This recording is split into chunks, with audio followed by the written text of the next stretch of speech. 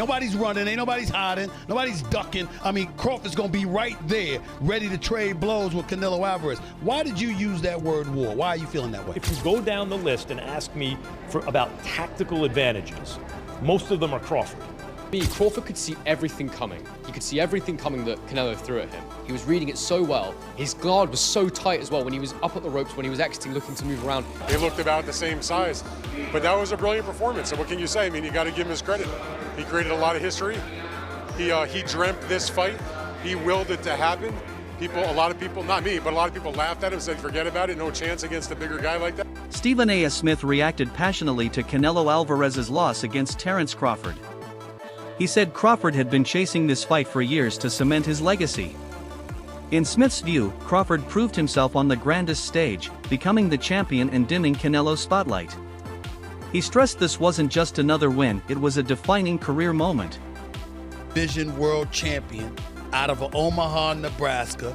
He's undefeated, 41-0 with 31 KOs, and he begged for this fight. He wanted Canelo bad because to him, it's all about legacy. I'm not speculating. I'm telling you what I know. And how would I know? It's because I interviewed him. Yesterday, we sat down. Here is my conversation with the one and only Terence Crawford challenging Saul Canelo Alvarez, moving up 2 weight divisions to do it. Max Kellerman echoed that sentiment, calling Crawford's performance historic and career-defining. He explained Canelo's challenge as comparable to moving up weight classes to face a dangerous opponent willing to drag you into a grueling fight for the first time. According to Kellerman, fighters with true confidence seek out the toughest opposition without worrying about size, speed, or power. Crawford embodied that mindset, something no one dared to test for years by openly calling him out. By embracing the risk, Kellerman said, Crawford proved himself as one of the sport's most respected figures. Giving up or having to jump up 2 more weight classes and fight a guy who might put him in a dogfight, a real one, for the first time in his career. When we get put in that position, we go find opposition to make that happen. You understand me? So when we go looking for the opposition, we're not concerned about how big they are, how fast they are, how strong they are. We feel like we got enough that we can bring to the table with anybody. That night I fought John Reese, I didn't care who was over there. Whoever they brought out that locker room was going to get it. You understand me? That's just what it was. And I think Bud kind of has that feeling. Now, Bud, you got to remember, has been around for a long time. Nobody called him out. You understand me? All the time Floyd came at the boxing, Floyd never said, I want Bud Crawford. No one ever said his name. Hey, all I know is one thing, Israel Mazrimov, he didn't get it, he barely lost. Yeah, but I'm just saying, but nobody called his name. Shakur Stevenson, long a vocal admirer of Crawford, spoke with even more conviction after the victory. He said Crawford not only delivered on his promises before the fight, but also showed exactly why he's revered in boxing. Stevenson admitted that from the start of his career, he studied Crawford's style, mentality, and discipline. Watching his idol achieve such a historic feat reinforced his belief that greatness is built on years of preparation and consistency. For Stevenson, Crawford is more than a champion, he's a mentor figure and the standard younger fighters aspire to reach. Cook Canelo. He said he was going to outbox him. He did exactly what I called years ago. And tonight he proved that he's the greatest boxer that ever lived. You know, in the interview that didn't work, you said, you felt like going on a run watching that tonight. How much inspiration can you take from someone like Terence? I take everything from him. I've been around him since I was a kid. And just watching that greatness. Stephen A. Smith reflected on Crawford's determination leading into the fight. While many fighters would have asked Canelo to drop to a lower weight, Crawford insisted on stepping into Canelo's division at 168 pounds. For Crawford, it wasn't about convenience, it was about legacy. Smith reminded fans that Canelo remains one of the sport's most decorated champions across multiple divisions.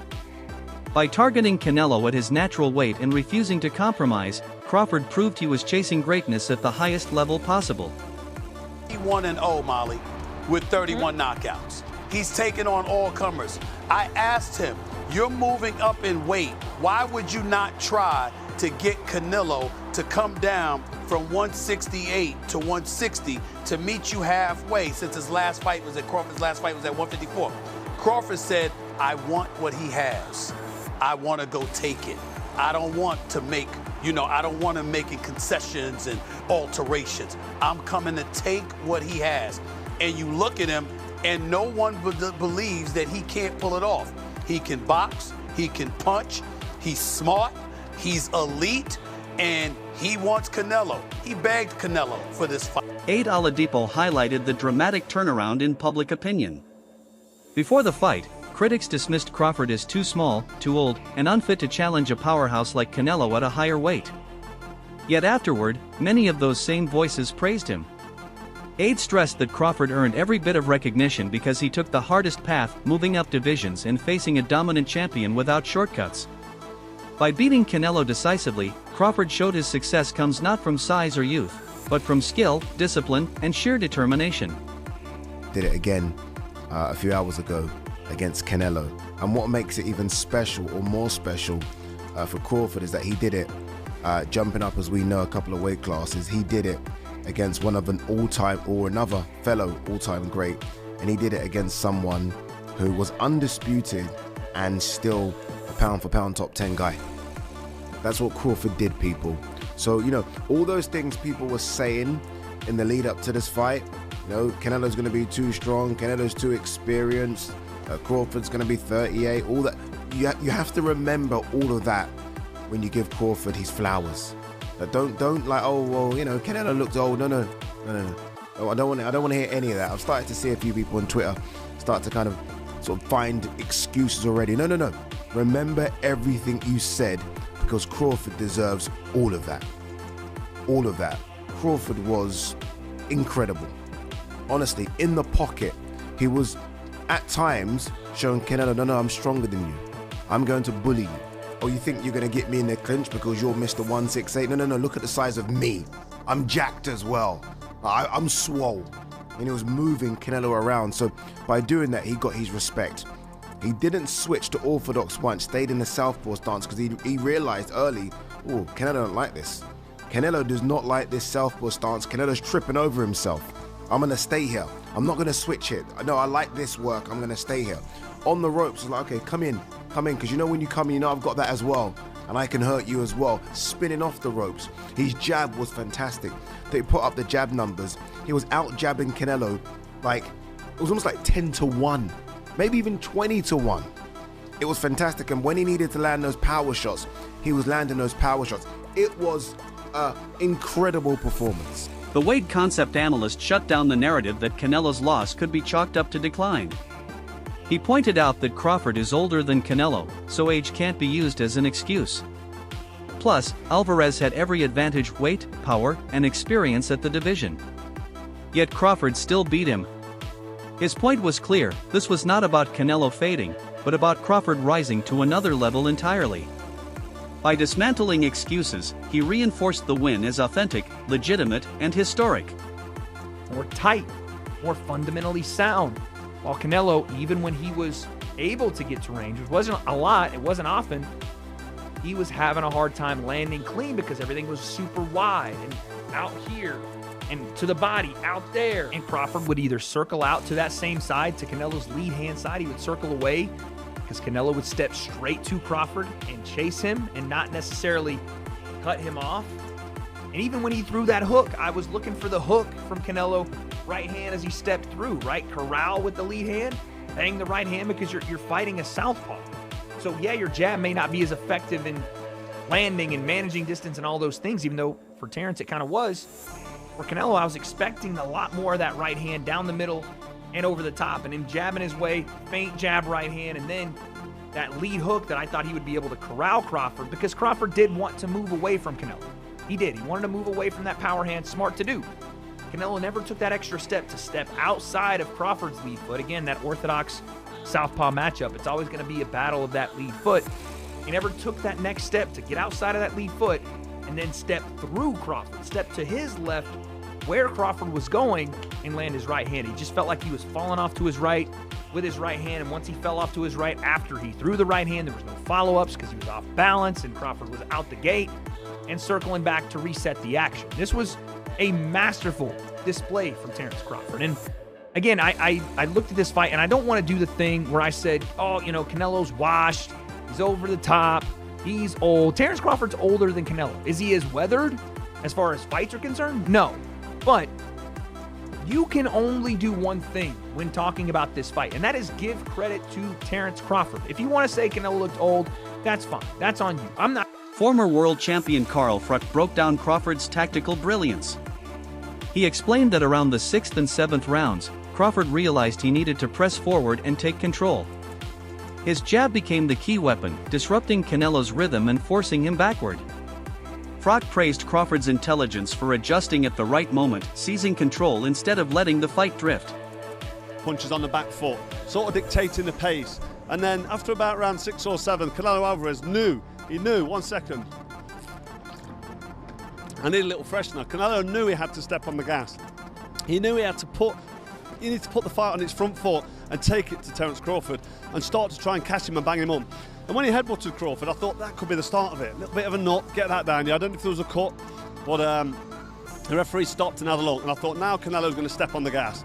And he did that. He stepped on the gas, he started getting in close, and he started landing a few more shots than he was in the previous rounds, but it wasn't enough. Terence Crawford was able to catch and counter. He was landing a sneaky uppercut from the southpaw stance. He was dominating behind his jab, and then when Canelo stuck it on him, he was dominating up close in the pocket. He was beating him at his own game.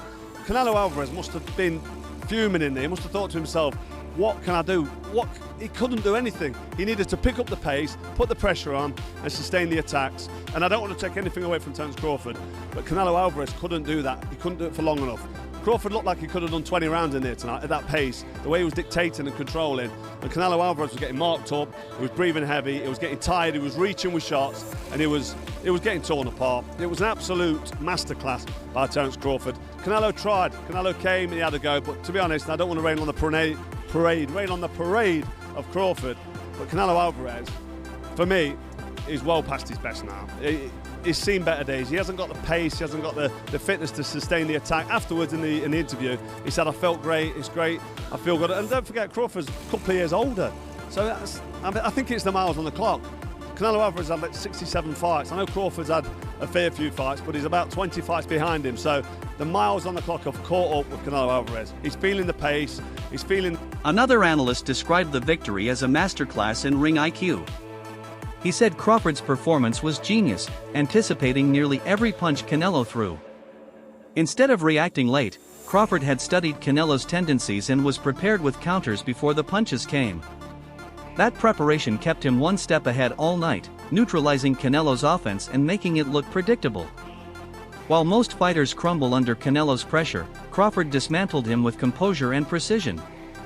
His win wasn't luck, it was the result of years of experience and meticulous planning, confirming him as one of boxing's greatest tacticians. Took to try and cut this off. And when he did get his foot to the outside, that was an option. But over time, Crawford, as he always does, as the genius boxer that he is and is able to do, starts to find those counter punches. And there was 2 counters in particular that I noted during the fight that I felt were absolutely key for Crawford. The first was the counter off that left hook to the body. Now, Canelo did land these sometimes. That left hook he throws, the lead left hook, is quite unpredictable. But he started to land it quite effectively to the body from time to time. But what Crawford was doing was he was catching it with his elbow, and then he'd throw the straight left hand back at Canelo as a counter shot. He'd throw multiple shots. And what I really loved about his counter work was he'd never throw more than singles or 2s or 3s. He never got carried away. He never did too much with Canelo. Don't get me wrong though, Canelo was still defensively very astute in this fight, but he simply didn't have the foot speed to get to Crawford. He couldn't do it. And he didn't want to use his own jab because I believe Crawford's lead hand is so effective that southpaw stance really meant he could dominate the fight with his own lead hand. Canelo's not a massive jabber himself, but now that he was fighting someone closer to his size, I thought he might try and implement the jab, but he didn't because Crawford's counters were just too fast and too good. There was a couple of moments in this fight, and I said in my prediction I thought that you'd see Crawford in moments looking absolutely electric and just outclassing Canelo, looking too fast and lighting him up, and we saw that. I'll never forget the beginning of round 9 where he actually stood in the pocket with Canelo and he just rolled with the shots and he was throwing counters. It was absolutely brilliant. But the second counter that he used that was really effective was he'd allow Canelo to throw that single right hand, that straight right hand, that backhand for Canelo, make him miss and come back with his own straight left hand over the top. I also thought that Crawford stabbing to the body was very good. He'd throw straight shots to the body, and that was something I predicted from the Lara fight that he would be able to do. That was also where I got the idea with the exits that I felt would be useful. And the reason we knew they'd be useful and important was because of Saunders just not really dealing. Dan Rafael noted how the fight was mocked beforehand, with many laughing at the idea of Crawford beating Canelo. But Crawford never viewed it as impossible. In his eyes, there was no real size difference between them. Instead of being intimidated, he saw himself as Canelo's equal, and that confidence carried into the ring. Rafael emphasized that belief in oneself is often what separates success from failure, and Crawford's unshakable belief allowed him to shock the world. Rounds where he really started to back the supposed bigger guy up, although for me, they looked about the same size. But that was a brilliant performance, and what can you say? I mean, you got to give him his credit. He created a lot of history. He dreamt this fight. He willed it to happen. A lot of people, not me, but a lot of people laughed at him, said forget about it, no chance against a bigger guy like that. But he showed his greatness. Spoke about looking to back up Canelo in the fight, as you mentioned there, before it took place. How much of a surprise was it, though, just to see how comfortable he felt doing so? I think it took him a little while to figure out that, you know what, he doesn't hit as hard as some people were saying, and that I can get in and out, and I'm going to be able to stalk him and walk him down a little bit. And he had Canelo extremely frustrated. And so I guess I was a little surprised he was able to do it, especially in those last couple of rounds. But he definitely was the guy that was going forward and back in. I mean, I've been watching Canelo for his entire career as a known fighter. This is my 24th Canelo Alvarez fight in person. I can't say that against anybody, including big punchers like Triple G and Kovalev and people like that, that saw him get forced back. That's not normal for a fight with Canelo Alvarez. And given your time covering Canelo Alvarez and those defeats that he's had in his career, but Bivol tonight, amongst other kind of contentious decisions, how much is this one going to hurt? Because there's always been those question marks for the last few years. Is he on the decline? Now there's going to be more question marks. Is this the end of the road for Canelo, certainly at the elite level? I mean, listen, and this is not a disrespect to Canelo, because everybody who has ever read me, followed me, listened to me knows I love Canelo. I think he's one of the greats of all time. I think you can make a really good... Crawford's longtime trainer, Brian Bomac McIntyre, closed the discussion emotionally. He said he's always known Crawford was the greatest of all time, and now the world finally sees it too. While Crawford deserves a rest, retirement isn't being considered yet. Bomac explained that the focus now is recovery and reflection before planning the next step.